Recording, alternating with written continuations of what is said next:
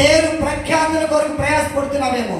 ఇదిగో ధనం కోసం పోరాడుతున్నావే, సంఘంలో అధికారం కోసం, పెత్తనాల కోసం ప్రాకులాడుతున్నావా? ఈ రోజు ఈ షీనారు మైదానం నుండి పారిపోదువు గాక.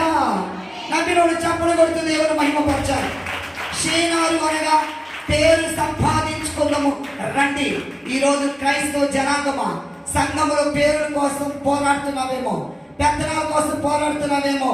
కోరాహు, అభిరాము, దాతానులు దేవుని సేవకులకు వ్యతిరేకంగా పోరాడి పేరు కోసం, ప్రఖ్యాతి కోసం మేము పరిశుద్ధులు అని చెప్పేసి చివరికి బ్రతికుండగానే భూమి నేల విడిచాడు, మింగేస్తుంది.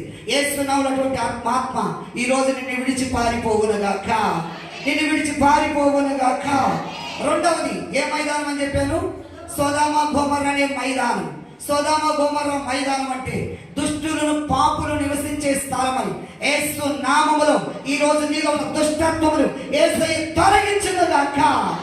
నమ్మినోడు గట్టిగా చప్పలు కొడుతూ దేవుని మహిమపరచండి.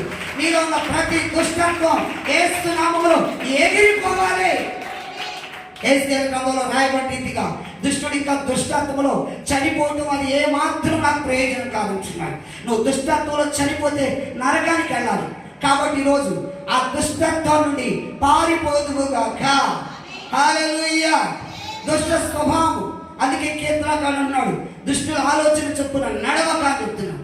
ఈరోజు దుష్టుల ఆలోచన చొప్పున నడవకూడదు. యేసు నామములవి నీలో నుండి నశించిపోవుగాక. ఈ సొదొమ మైదానం అనే దాని నుండి పారిపోదువుగాక. మూడవ మైదానం దోరాయన మైదానం. హల్లెలూయా. అనగా దేవునికి అసహ్యమైనవి, దేవునికి హేయమైనవి, దేవునికి ఇష్టములేనివి ఈ రోజు నీలోవి దేవునికి వ్యతిరేకమైనవి ఉండటానికి వీలు లేదు. వాటి నుండి పారిపోదురుగాక.